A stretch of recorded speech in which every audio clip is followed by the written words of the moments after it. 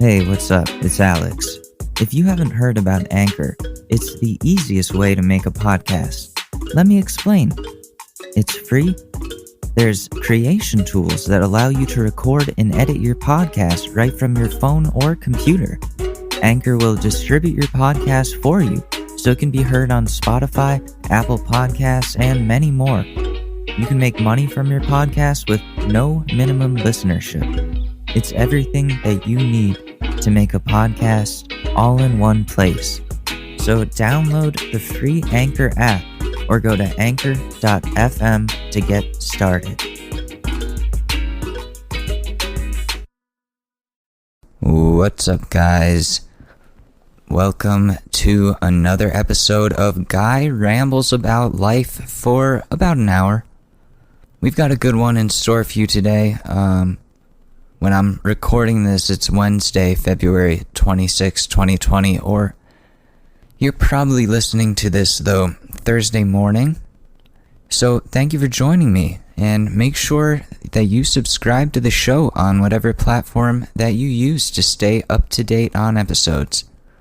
The new schedule is Mondays and Wednesdays, and there's going to be some Fridays. I got to figure out when I'm going to record. Probably, I don't know, Fridays are going to be bonus episodes that I just kind of do maybe on Thursday night. I don't know yet. We got to figure it out. But it just fits better into my school schedule, and I've also gotten some feedback that I've been making too many episodes, and it gets hard to keep up. So I'm sorry about that. It's just so fun to do this. I think I've become addicted to podcasting, and I don't know. I love it. I really do, and thank you to the people that listen. But I will stick to this schedule from here on as well as I can. I think I just need to find some new ways to use my recording equipment. Maybe I'll just make a couple songs. I don't know. I don't like singing anymore. It's not fun. I like talking. Should I start another show? So I'll do the short news, and then I'll do like the long history, where we just talk about history for like 3 hours straight. Starting with 1776 and working our whole way up. It's just going to be me teaching a history class. The long history. Just the most boring podcast you've ever listened to. My wires are getting all tangled up here. It's causing this sound. Not a pleasant sound. Not a pleasant sound at all. Oh wow, I think I fixed it. So, here is a podcaster's tip. Podcaster's tip. If you're hearing weird sounds in the background, it's because your mic is, it's a condenser mic, and those are really good at picking up little sounds. So, if you have a computer, like a laptop with a hard drive, moving parts, it might be picking up the sound of that, or the sound of your fans, or something like that. So, to my former bosses whose podcast has this terrible ringing sound, hey, if you want the fix to the problem, if you want your IT guy back, call me. I'll fix the stupid ringing sound in your boring ass podcast. Anyways, I'm sorry. I'm gonna make it a thing that we just flame them relentlessly on this show. Anyways, we should get into some news. I don't wanna be too mean. We're only 3 minutes and 44 seconds into this whole ordeal, so let's do some news, right? Let's go down to where is he? I don't know where he is. Let's go down to our news correspondent, Dick Johnson, who is filling in for Mike Hunt for this installment of the short news. Cue drama alert intro.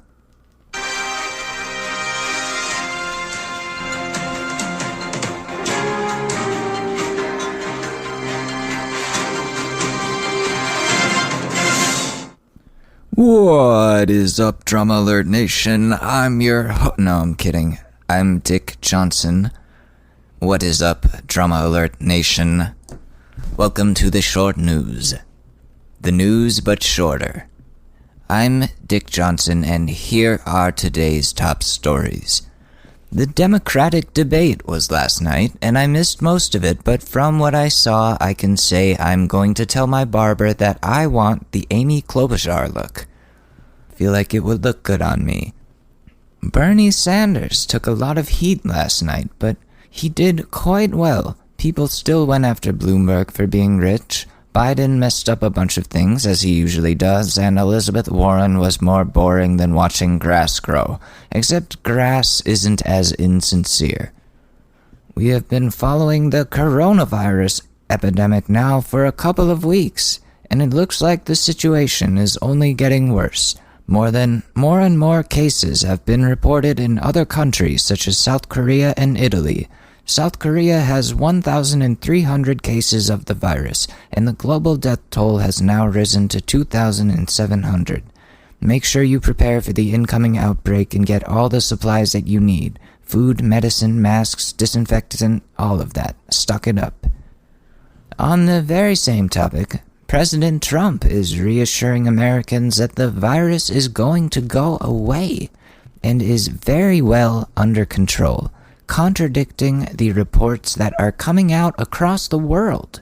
A member of the CDC warned on Tuesday that the virus could bring severe disruption to American life and says people need to get ready now. CNN reports, citing sources. The grandfather of a toddler who died falling from a cruise ship has pled guilty in her death.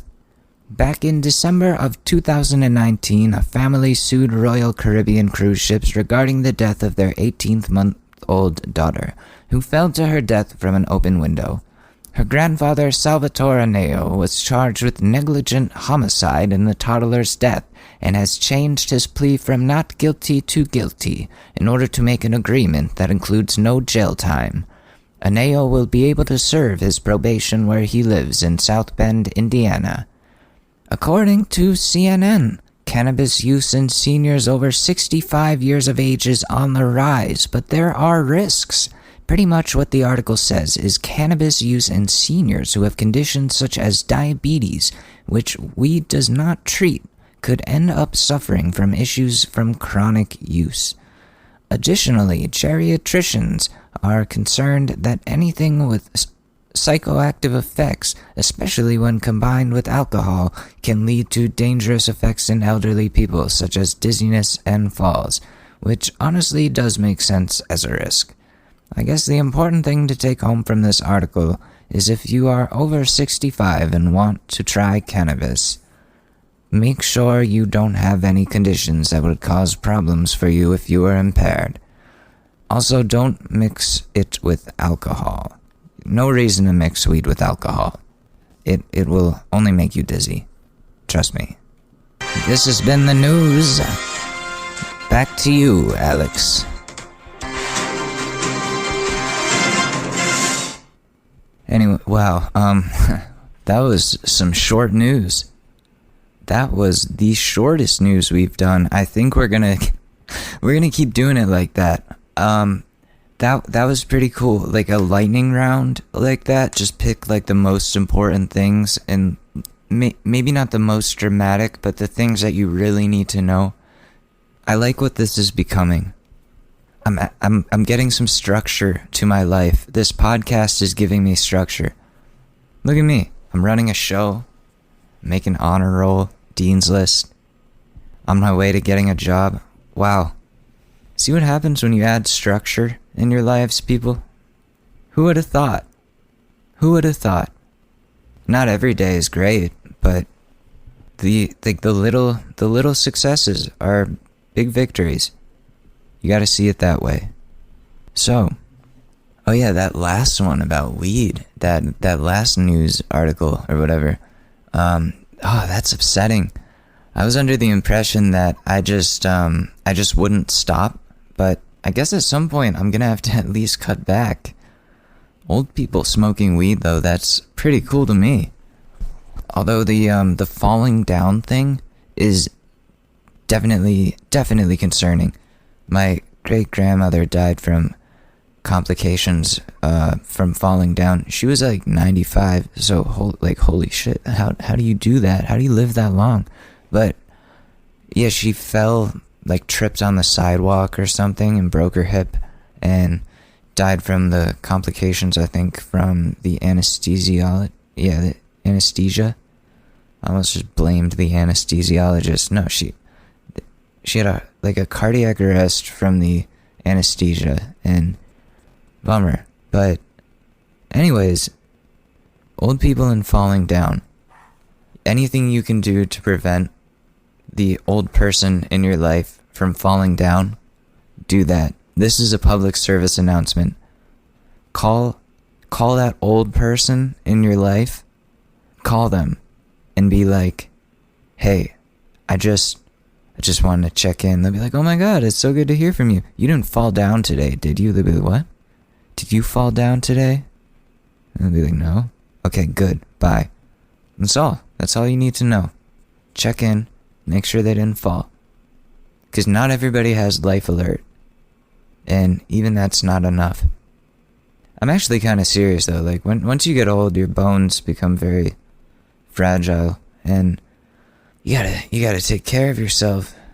So if you're gonna smoke weed and you're elderly, my suggestion is at least be somewhere sitting down where you're comfortable, and like sitting back but not too far back, just like in like a normal chair, and make sure there are people there with you. You don't want to be alone, just in case something does happen. You do have to get up and then you get hurt. Make sure somebody is there with you. I mean, smoking alone anyways is kind of sad. My brother always tells me that. He's like, "My friend says smoking alone is gay." And I'm like, what are all these things that are gay? Like, what defines gay? Because I thought it was being attracted to men that is what makes you gay. But apparently, there's all these other rules. No, I get it. It's like stupid toxic masculinity. But yeah, I think if you're being supervised, you're not like moving around, and you don't have, there's not already risks that you're running, whether it be blood pressure or diabetes or things that could lead to you getting really hurt. I'm just talking in circles now. I'm rooting for old people to be able to do this. Maybe they should make like an old people strain. Like call it I was going to say Nice and Easy could be one if they haven't already made that a strain. Or I've got a good one. It could be a sativa. No. It'd be like Super Indica. And we call it Honey Get the Depends. Honey Get the Depends. Because after you smoke it, you just shit yourself. Because you're old. But like, I've seen people faint from smoking weed before. So you do have to control yourself. Know your limits. That goes for anybody. I'm talking young people too. Know your limits. Don't be dumb. You'll hear plenty of stories from me about myself and other people who didn't know their limits. I guarantee you, I write down every single stupid story that I think of that has happened in my life so I can tell it here. 'Cause they're gold. They're really gold. Anyways, I really flamed my former bosses on the last episode. At first I felt bad, but then I remembered they didn't even have the balls to tell me they were laying me off. They had my recruiter email me like 2 weeks before and just acted like nothing happened. First of all, budget cuts, I get it. Like, but come on. I was in that office helping those unappreciative professors and students just as much as any of you, but I was in that office the most. With those professors and those students, doing all their shit for them. Also, the second job you gave me as audiovisual, that was not at all part of what I was trained to be, which was very misleading. Why was I being paid for one job when I was working two? And then you have the balls to lay me off and not even tell me. So, we've got a new segment I like to call Roasting People Who Suck. Let me get the soundboard ready. Ready your ears. I don't know how loud this is going to be. Roasting People Who Suck. That wasn't that bad. Welcome to Roasting People Who Suck. I'm Alex Mador again. Let's talk about these doofuses here. So, I listened to their podcast, which, by the way, they've moderated, their words, not mine, for years, like much longer than I've been doing this. I've been making this show literally for 2 months, right? December. So, yeah, like mid-December to now. Yeah, 2 months. Yet, the sound quality of this show, it's not perfect. Don't get me wrong. My S's and P's are too strong. I know that. But their shit sounds like they're talking into a tin can some days. Sounds like they're talking with a mask on other days. And other days it just straight up sounds like they're on speakerphone, car speakerphone, not even like regular speakerphone. You know how shitty car speakerphone sounds? But like not the new current one. I'm talking like back when it first came out in 2005 or whatever, or 2003. And you had to like buy a car phone to put in the car. You couldn't just Bluetooth that shit. That's the quality I'm talking about. Like, listen, I get if you're gonna do like Skype type teleconference podcasts, because you can't be in the same room for some reason. I get it, like if distance is the issue, but then use Skype, use real microphones, because my ears do not want to feel like they are on a business call with you about important meeting things, because that's what it sounds like. I can deal with FaceTime or Skype quality audio, you know what I mean? Like when it's clearer than a speakerphone, but it still sounds like a call. Like it's just not fully clear. I can deal with FaceTime sounding audio, but this shit's back to like shit sounds like 1982. Like they haven't gotten new equipment since like 1982. Oh, I gotta stop. I have all this shit written down. Oh no. Okay, one more thing. I know I talked about this last episode, but no, I can't. I was gonna say, who says moderated? Is this a game show? Is this a debate?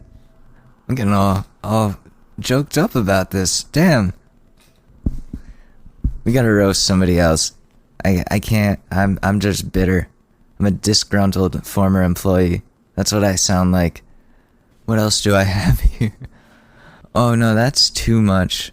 That's too much. I can't go in on their topics because I thought about it, and there is a listener for everybody in this podcasting world as long as you stand out somehow.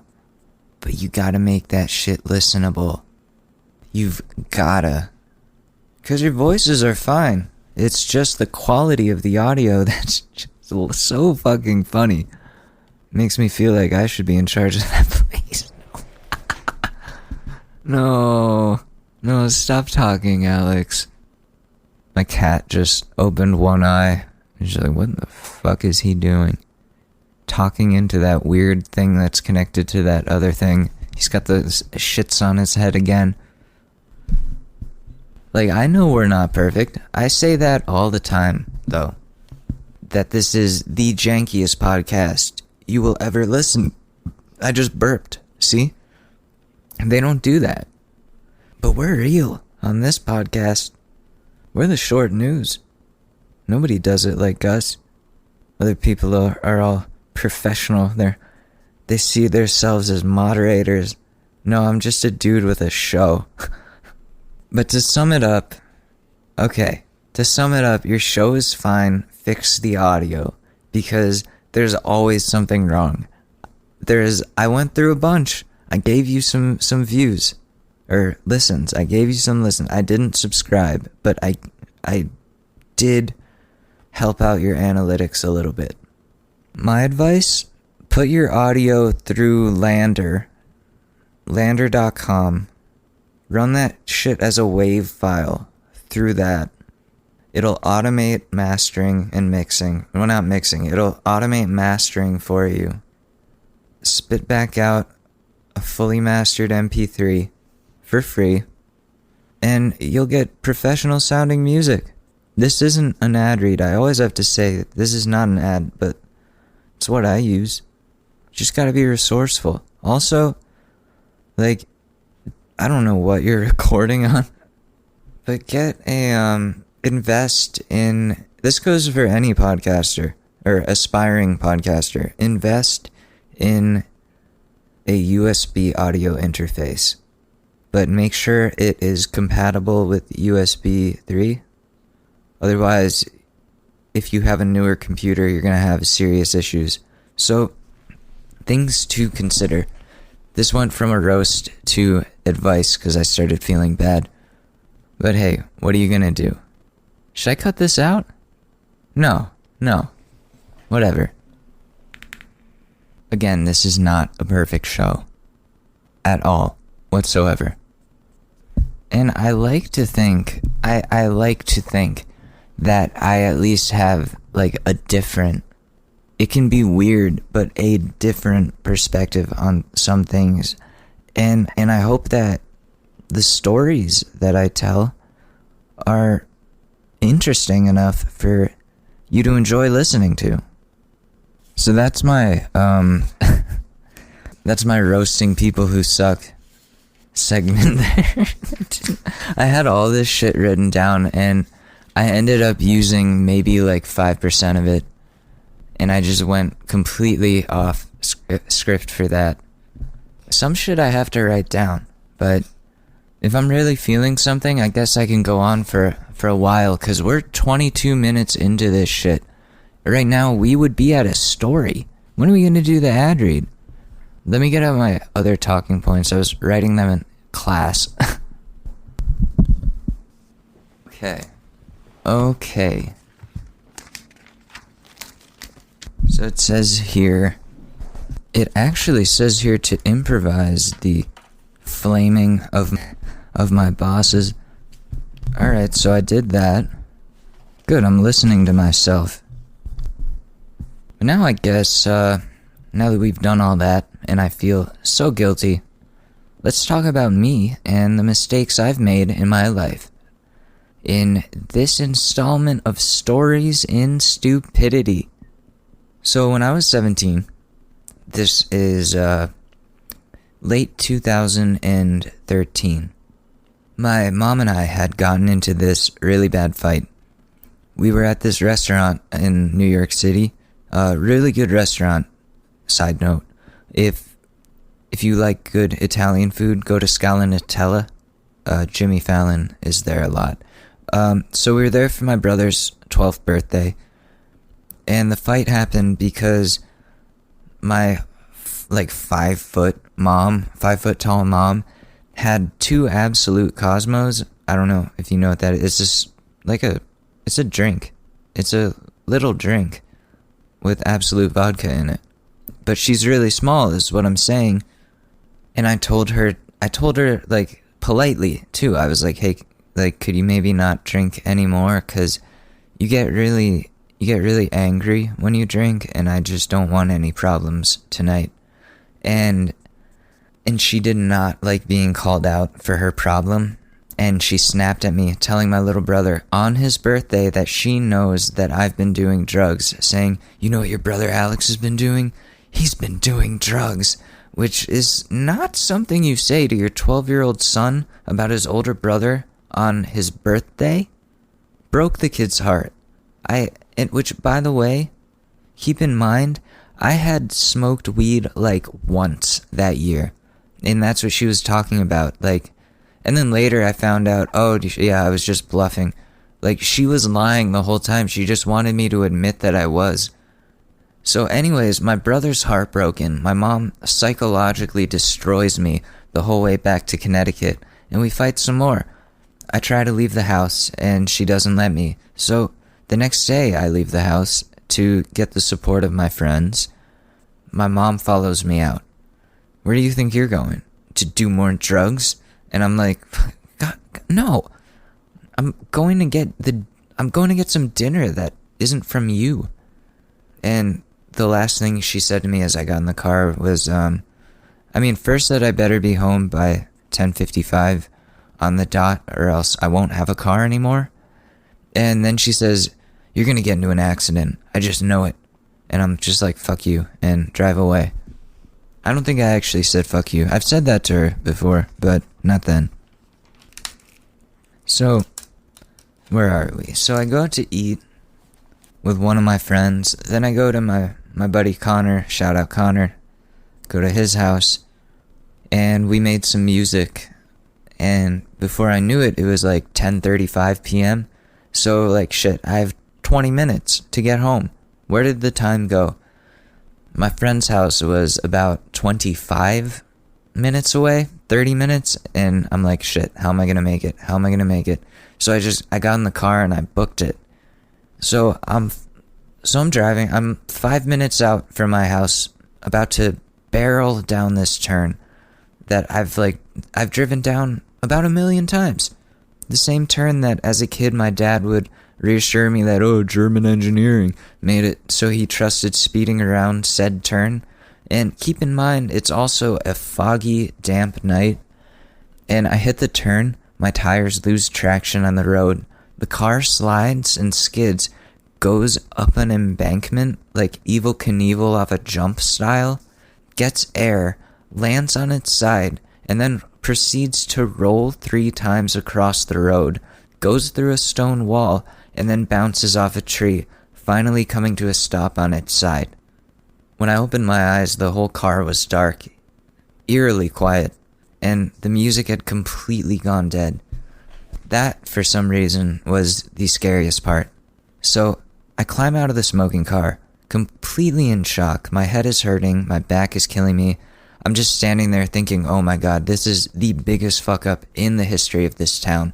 Obviously panicking, and a woman came out from the house that I landed in front of, and she came out to help. I called my mom, and oh boy, she was happy to be right about saying I was going to crash, and something along the lines of, oh, I knew it, I knew you would do this, and then hung up, I assumed, on her way to the scene, because it was close by. It was really close to home. They do say, like, a good amount of car accidents happen, like, really close to home. Was it, like, 2 miles out from home?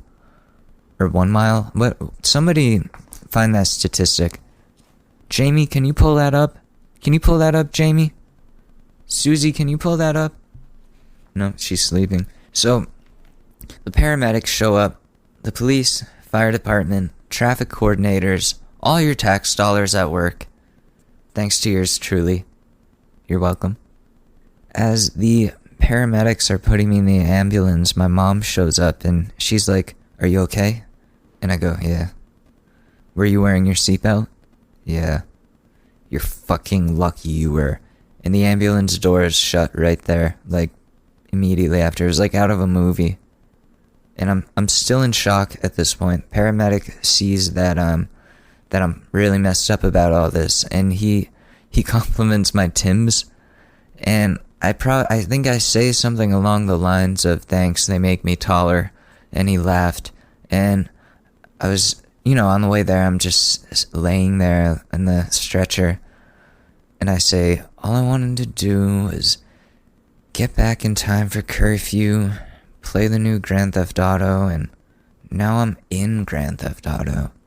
And so we get to the hospital. My mom is already waiting, following the paramedics in, and I tell them, get her out of here. I don't want her in the room with me. She's going to be too much. And they actually listened. I wish I had these people with me all the time. Whenever she's drunk and driving knives into the dinner table to scare me, just calling the hospital workers, be like, just get her out of here. And they're like, Miss, you gotta go. Miss, please, he doesn't want you here. Like, that was the most power I ever had in my entire life, probably.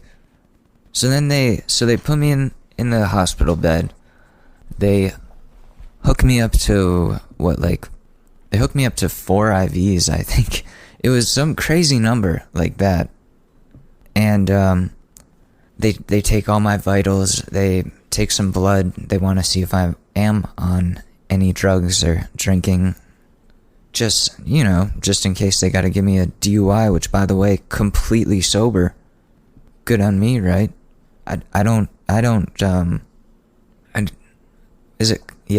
condone drunk driving or driving high even. It's not safe. So eventually, I guess this is like an hour in. I'm still in shock. Like, I can't believe all this is going on. They're doing tests on me, and they're like, they keep coming in, like, Mr. Mador, your mom is still outside, and she's not letting up. And I'm like, no, just keep her out there. And eventually they came in and were like, please, like, they were begging me, like, please let her in. She's giving us a really hard time. And I was, no. And finally, somehow they convinced me to let her in. She comes in. She's like, why wouldn't you let me in? And then starts saying, like, why do you do that? Why did you speed? That's so stupid, Alex. That's so stupid. I wouldn't have taken your keys away if you had come home safely and a few minutes late. And bullshit. Do you remember what I said? Do you remember what I said about 10:55 on the dot, otherwise no car? Yeah.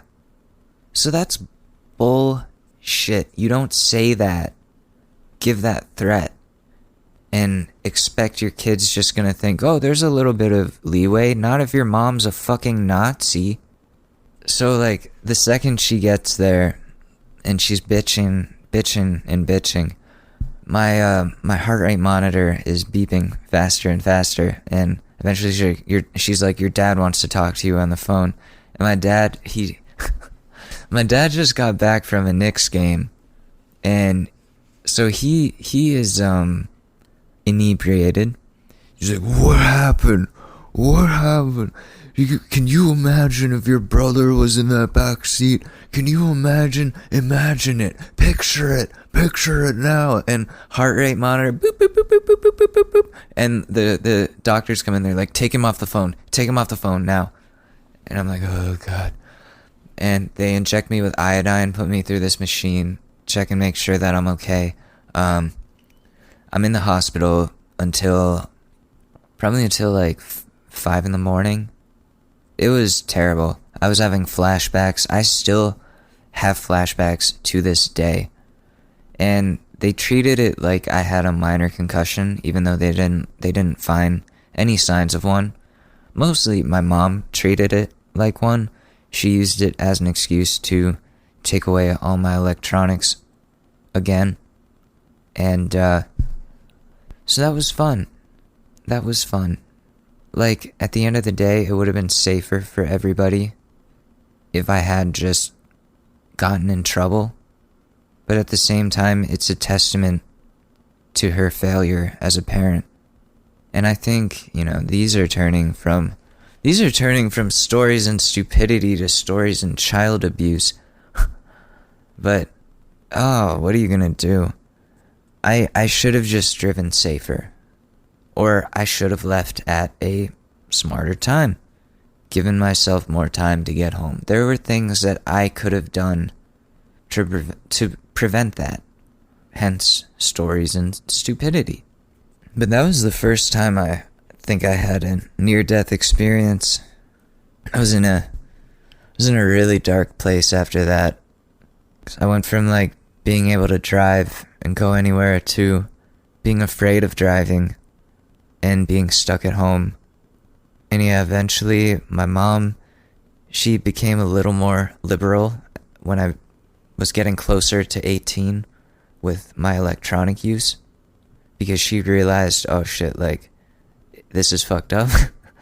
Like, everybody I know's kids use technology, so I'm gonna look dumb if I keeping it from Alex.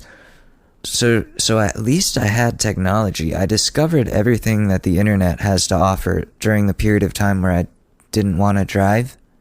I found out about podcasts. I discovered that Childish Gambino and Donald Glover are the same person. I got on Tinder and Hot or Not. I was 17. Come on. And I discovered John Newman. I discovered a lot of music. I found out about the Pirate Bay. I learned how to torrent. I loaded my library. And it was an experience. And then, I don't remember how this started, but I started smoking weed again. And it was the most fun I had in high school, probably. Because I would just come to school zooted, and then I would go home and get zooted. And it was just nice, man. It was really nice. Good thing none of our listeners are kids. Kids probably don't listen to podcasts. That's good. That's good. But then eventually, here's the redemptive arc, I guess. Wait, what happened? So, oh yeah, I started driving again, like months later, or however long. It was like in Talladega Nights when he gets into the really bad accident and then he can't drive anymore. That's what it felt like. I'm pretty sure I actually watched that movie to pump myself up and make myself feel better about driving. Talladega Nights is a fantastic movie. I personally think it's a great family movie. Just because it's raunchy, but it's not too raunchy. Like, maybe my opinions are just useless. I don't know. But yeah, I got back on the road. I started driving. I had one incident, though, where I hit a pothole that I wasn't expecting, and it triggered a flashback in the middle of the road, and I had to pull over. Had like this huge anxiety attack. It was terrifying. I think like that may have been one of the first times I had like a full-on anxiety attack. But then driving became a liberating thing again. I started going on long drives. Started taking road trips up to Lake George, that type of thing. Drive around Connecticut, just chilling. It was like Matthew McConaughey in those commercials. I'd just be smoking cigarettes, like driving around, thinking about life. You guys wonder why I love Matthew McConaughey so much. It's because, like, that was me. Driving around wooded roads, just like, sometimes you gotta go back to go forward. And when I mean go back to where your school bully used to live and shit in his front porch. It's just revenge. It's a way of life. You just gotta take a dookie right there on his porch. And then drive away in your Lincoln and call the Lincoln lawyer. I'll stop. But I guess the lesson here is, if car accidents are scary and they take a while to recover from, but you take your time and you can come back to it whenever you want, and it'll be there waiting for you. And you'll realize that you can do it. I guess that's the stupidest advice, but what I mean is that thing, that trauma, whatever it is, it makes, so in this situation, the trauma made the experience of driving and riding in cars unbearable. But over time, and slowly exposing myself more and more to it, and, starting on little roads and, working my way up to main roads and then up to highways, but doing it slowly exposing myself. That's exposure therapy. I go to therapy. Why am I not saying this? So exposure therapy is when you take something that you're, like super afraid of. Like, I used to be afraid of going outside. I'm not kidding. I used to be afraid of going outside, like in public. I'm still afraid of eating in public, but what you have to do if you're afraid of going outside is you go outside. You go outside first maybe for like 5 minutes, and then you go outside the next day for 10 minutes, and then you do the same thing for 15 minutes the next day, and you keep raising the amount of time, and over that amount of time you realize, like, oh shit, like 9 times out of 10, like it's not all bad. Let's knock on wood for that statement. And I truly believe in exposure therapy because I go outside now. I go to class. I go to shop. I go to my doctor's appointments. I go outside just to go outside. Go out to bars. Like, it took a lot. It took a lot of time, energy, patience, support, bravery, balls, but once you put that first foot out the door, you'll have much easier time getting the rest of your body in there. So with that, holy shit. So that's gonna be, no, I'm kidding. We still have to do relationship advice. So we're gonna go to a quick ad break, and we will be back right after these messages.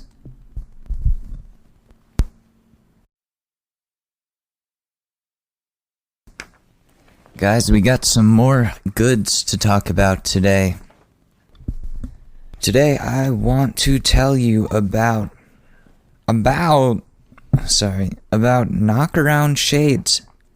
Founded in 2005, Knockaround is the original affordable sunglasses company, centered around a sunglasses line that is both practical and stylish. They are available in 11 different frame styles and offered with both standard UV 400 protection and polarized lenses. Knockaround is your source for great shades. Knockaround.com is your source for great shades that won't break the bank. Their lineup of unisex sunglasses offers a wide range of good-looking, timeless styles in a ton of different color combinations, from bright and bold to subtle and classy, designed for pretty much any face size and shape. And best of all, it won't cost you an arm and a leg to protect your eyes. Our shades start at just $10, with polarized sunglasses starting at $15. Knockaround also offers limited editions, collaborations, and an interactive design-your-own custom shop. Listeners of this show that follow the affiliate link in the description get 20% off their first order from Knockaround, and free shipping on orders over $50, and free returns. So stop spending a fortune on sunglasses, grab yourself a pair or 3 of Knockarounds, and enjoy the sun. I'm getting some Knockaround shades this weekend. I'm doing it because I saw this really cool, clear, those clear frames, clear plastic frames? I need that. So if you like those, go for it. Alright, next, I want to talk to you about Buffy. You know the deal about Buffy. They're new, soft, warm, fluffy. Buffy offers a range of bedding products, including the world's softest and coolest comforters, duvet covers, and sheets. They ship for free, don't charge you unless you decide to keep what you ordered, and have free returns if you decide to send it back. Buffy is seriously sustainable. Oh, that's tongue twister. Seriously sustainable as well. Their products keep water bottles out of landfills, protect geese from live plucking, and use less water and land to produce than cotton. Following the link in the show notes lets Buffy know we sent you and helps support our show. And you get the perk of having the world's softest comforters. Buffy products are filled with breathable 100% eucalyptus fiber. It's temperature regulating so you don't kick your comforter to the floor. And every product is made cruelty-free. Each comforter protects 12 geese from live plucking. It's hypoallergenic and resistant to dust, mites, and mold. So you can try Buffy products in your home for free. You'll only be charged if you choose to keep them. And the shipping, get this, carbon neutral. Let that sink in for a second. So go to the link in the show notes and try out Buffy today. Back to you, Alex. All right. Thanks for doing that ad read, Alex. It's me, Alex, again. Don't get confused. Keep up. So, feels like it's been forever since we've done a relationship advice, but it's only been like 2 days? It's a long time. My God. I went almost 48 hours without talking to a microphone. That's not true. I've been making bites. Oh, yes. Before we go into this, new app alert. Bite. It's by the creators of Vine. It's literally Vine. All that's different is the name. So get on Bite and follow me at Walkenflugel. Spelled like Christopher Walken. Walk, WALKENFLOOGLE.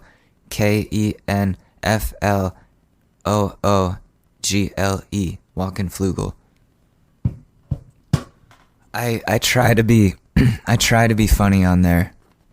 So, without further ado, let's take a look at what relationship advice has to offer us. Oh wow, here, short news, really quickly. Bob Iger to step down as Disney CEO effective immediately. Wow. Damn, Twitter news is like weird. It's depressing. Oh, this is Reddit news, sorry. It looks like Twitter. Jesus. Okay, so yeah, I'm gonna ignore all that depressing shit. My male 24 girlfriend, female 22, seems controlling? ? I'm honestly not sure. I've noticed some manipulative behaviors and I point them out. She either laughs or says something like, I would never say that about you. I would never say that about you. Okay, now I get it. But our main issue right now is that I took a trip to see some friends back in December from my home state. A friend paid for it. I said she could come, but she couldn't afford it. She was upset with me because I wouldn't either pay for her or delay the trip. But we planned the trip around a concert, so I couldn't delay it. Anyways, now the issue that another friend bought us tickets to go to a concert. My girlfriend works on that day, and even then, tickets are sold out. I hardly ever get any time to myself anyways. I work 50 plus hours a week. Oh, damn. And my girlfriend works 10 to 20 hours a week. So I'm not really upset about having some time apart anyway. I need some advice. I feel like it's a bit controlling. Tonight she slept at her parents' house. She moved into my house 5 or 6 months ago and said she doesn't want to talk to me because I want to go to the show. A little backstory. She gets upset anytime I talk to most people, even if it's just texting. I think she might be codependent, but I don't know much about it. I think I'm a bit codependent too, but I don't get upset when she talks to other people or sees other people, so I'm at a loss here. Yeah, I'm definitely getting some controlling vibes, and manipulation there. Getting mad that you want to go to a concert with your friends. Just gotta set some boundaries, dude, and be like, listen, I work my ass off. I work 50 hours a week. My friend is paying for me to go to this concert. You're going to make me pass this up? You're going to force me to pass up this opportunity. You know, that's controlling. You know that, right? That's a form of trying to control your partner. So acknowledge it as what it is, but don't attack her for it. Just be like, you know that's controlling, right? And then she'll be like, oh shit, wait, oops. Like, if she's willing to accept that, what do people have to say? She seems a bit controlling. Of course, I'm upset when my boyfriend gets to go on an awesome concert and I don't, but I would never ever stop him from going. Just because I can't enjoy it doesn't mean that he should suffer. I trust him and I want him to be happy. Yeah, like I dated somebody once that, like, they were mad at me because I was at college having fun, like smoking, and they weren't because they were home. And it's like, what? Sorry that I went to college. Sorry that I'm doing shit with my life and I want to enjoy myself a little bit. Like, yeah, I'm sure if Ashley got invited somewhere and, like, they didn't invite me and I was like, alright, peace, like, yeah, that would definitely suck for me. But I wouldn't be like, don't go. I keep burping, sorry. Oh. And I definitely wouldn't go sleep at my parents' house. Damn. What else do people say? Oh yeah, the part where she's gonna be at work anyways. Why is it such a big deal? Somebody says, in the meantime, do not get her pregnant. Oh, this person might be a psychiatrist, talking about how she's exhibiting behaviors that are similar to or reminiscent of borderline personality disorder. Yeah, do not get her pregnant because she'll use that situation to shame you for wanting to do anything. Oh, yeah, like, oh, I'm gonna go out with the boys. You're gonna leave me alone while I'm pregnant? I'm pregnant! Feminine rage. Pregnant women are scary. My mom is already scary, but hormones? Oh, jeez, good lord. Just abort that kid and just abort that kid. Because he does not want to live in a world where she exists like that. Somebody says, dude, when my boyfriend goes to concerts, I buy myself food he hates and drink wine or do a girls' night out. Girlfriend is controlling. We all need our me time. We do all need our me time. Yeah, if she's, you're just going to a concert and she's treating it like going to sleep at her parents' house, that's something you do, like, when something really, really bad happens in a relationship. Not this. It's fucking dramatic. Let's move on. Okay. Married for 20 years. Yeah, married for 20 years. She left on Halloween 2013 with her kids. Oh. She filed for divorce. At the final divorce hearing, she asked the judge, could this be a legal separation instead? This was in 2014. I couldn't believe it. There was hope. Already this seems like somebody stringing somebody else along. I ask once in a while, are we going to talk about our marriage/relationship? She says that right now she only wants friendship. On our 20th anniversary, she sat next to me very closely. I didn't want to push her away, and it hurts a lot, especially after she told me that she was no longer in love. It's been 7 years with little communication about us, only that she just wants to be friends for now. But she wants to remain married. What advice do you all have about our relationship? I'm confused and hurting and trying hard to not show it. Yeah, I agree with the top comment. You're wasting your life with this woman when you could be spending it finding someone who loves you back. Yes. If this marriage was over in 2013, the marriage was over. She's still saying to you now, she just wants friendship. So there's nothing there. You're just gonna listen to her and stay married because that's what she wants? She doesn't want to be with you. She just wants whatever security comes with being married, whether it be financial, emotional, whatever it is. But spiritually, right now, you guys are not married. You may be married on paper, but this is not a marriage. So finalize it, dude. Let go. Because you're holding on to something that doesn't exist anymore. She told you she's not in love with you, and I'm so sorry. But somebody out there is going to love you. Because there's somebody for everyone. I know I've said that before. Not to get all preachy and all that, but I really do believe there is somebody for there is somebody out there that finds you and whatever you have to offer interesting. I promise. So do yourself a favor. Be honest with yourself about this relationship.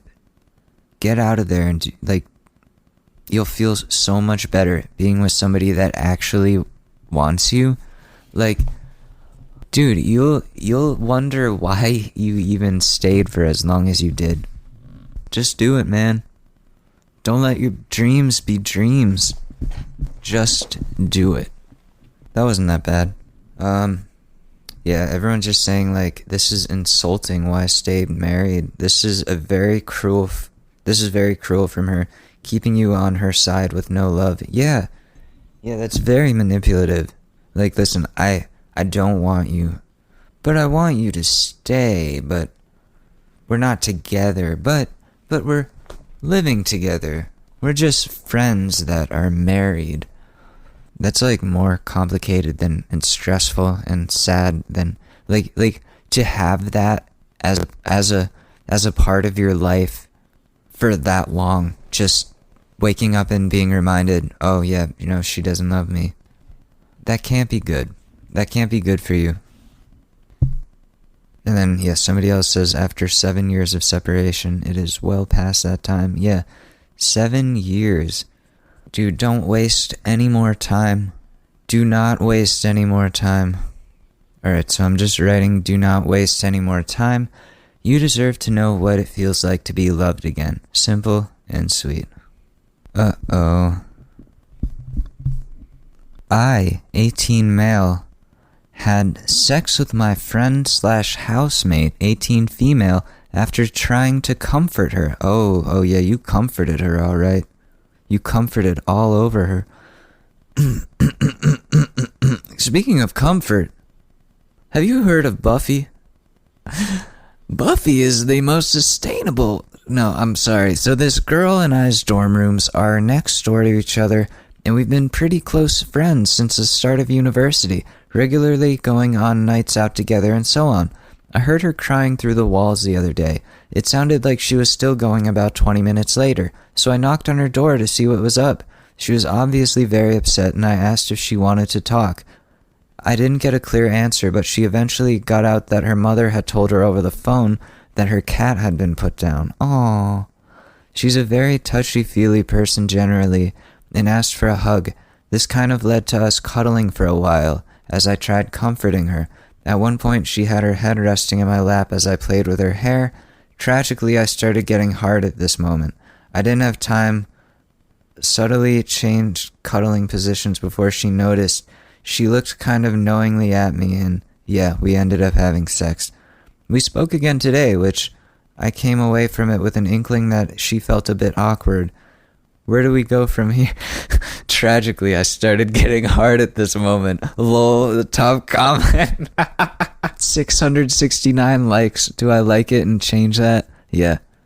670, sorry. This is so sad. Alexa, play Marvin Gaye. Now playing Marvin Gaye. Let's get it on. Millions of years of evolution has brought us to this very moment. Okay, so... So you got a little chub. You popped a little chubberoony, and that turned into something much more. Well, hey, it depends on how it started. Like, you guys are friends, so talk about it. Just communicate. I know it probably feels very awkward now because you guys just did it. It's always like awkward at that age. Because you're 18, so you're still in like that high school insecure mindset yet. Like, or you haven't left that mindset yet. And maybe just, I mean, it depends on what you want out of this now. Like, maybe you guys need like a day to just let it sit, think about what just happened, and then have a talk about it. Like, so I think we need to talk about what happened and what this means for us, and just lay it out on the table, whatever you're feeling. Dude, if you like her, then go for it. If you just want to be friends or casual or whatever, I don't know, but dude, just be honest. Just be clear. Even if you feel awkward, then just say, I feel really awkward. I feel anxious. I feel awkward. Make it about you, not you're making me anxious though. Just make it I feel anxious. Communicate. It doesn't all have to be a game. I don't get why people play games. Why can't we just be honest with each other? Come on, guys. But no, hooking up with friends is always weird if one person wants it to be more than the other person wants it to be. Cause then what do you do about the friendship? Oh, that's what Postcard Friend is about, kind of, part of it. For you OG Alex Mador fans, I'll explain the meanings of my songs at some point, when people actually care. Let's do, oh my god. This is the best comment. You could start a dead pet counseling service. First, let's start by you resting your head on my lap. Dims eyelids. A pet counseling service. Tragically, I started getting hard at this moment. That's the best. That's what I'm gonna call this podcast. That's what I'm gonna call this episode. Tragically, I started getting hard at this moment. Oh no, we can't end it on that. A contact lens ad. Alright, let's fuck some shit up. No, I'm kidding. Let's help somebody out. So, I, 27, caught my girlfriend, 26, flirting online with other guys she used to sleep with in college. One of the guys has a girlfriend. Should I tell this guy's girlfriend? Yeah, I'm gonna say yeah. Apologies in advance for not putting throwaway in my username. It's okay, I forgive you. So my girlfriend of 3 years and I decided to take a nice, relaxing... I know I say 3 and it sounds like 30, but 3, my tongue bounces when I say 3. See? It's a weird thing. I'm not Hispanic. I'm not Hispanic. I'm Korean. I don't know why I say 3 like that. It's a speech impediment. So she works at a school and was not able to contribute financially, so I thought it would be a Valentine's Day gift for us and paid for it. 3 days into the trip, my girlfriend gets really drunk and mentions someone's name that she knew in college and sounded really suspicious before passing out next to me. I made sure she was okay and had her eat and drink some water before she went back to bed. Being suspicious, I went through her phone. Yes, I know it's a terrible violation of someone's privacy and I've never looked at her phone once in 3 years, but something came over me urging me to look. Yeah, it's the feeling. After looking at some unsettling things about her insulting me to her friends, I saw that she was talking to the 2 guys she mentioned, and I almost wish I didn't because it was pretty bad. Lots of flirting back and forth, as well as him sending nudes and constantly trying to get her to come over. She swears they never did anything after we were together, but admits that they hooked up once in college. I found out that one of the guys has a girlfriend, and despite this, constantly tries to get with my girlfriend. The girlfriend says he's irrelevant and does that with every one of her college friends. They all have boyfriends as well. So now I'm in a tough decision because I feel like she emotionally cheated on me with this guy. I'm torn apart about this and feel like this guy's girlfriend should be told about it. My girlfriend is adamant that I shouldn't say anything because it didn't mean anything and she doesn't want it to get out of hand. Of course she's saying that. She's part of this. She committed the crime. I don't want to lose my girlfriend and want to try and make it work, but I feel like something should be said. Too Long Didn't Read went on vacation with my girlfriend, went through her phone and found that she was flirting with someone she used to hook up with. The guy has a girlfriend and I'm not sure if she should be notified. Don't even think about it, dude. Just straight up. Dude, don't even think twice. Tell this girl. Because she needs to know as much as you needed to know the truth. And then both of you can know the truth and not be living lies with these terrible people that you are with, and find somebody that actually respects you. There's really not much more to it. You know what you have to do. Tell the girl and then break up with yours. And on that note, we're going to end this episode of the Short News Podcast. I'm Alex Mador. You can keep up with the show at Short News Pod on Instagram and shortnewspod.com. Thank you so much and have a great couple of days. I will see you soon. Peace. It's really that time of year, and your team might finally do it. Or if you're a Rams fan, you might just want to book the trip now. This year, Super Bowl 56 is in Los Angeles at SoFi Stadium, February 13th. You can scour resellers to buy an overpriced ticket closer to the day, or you can lock in the Super Bowl experience of a lifetime now with our friends at On Location. True 50-yard line seats, only available with On Location. An invite to celebrate on the field with the champs. On Location, yes, you want to craft a perfect confetti angel like I did? Go to the game with On Location, and it's not just about gameplay.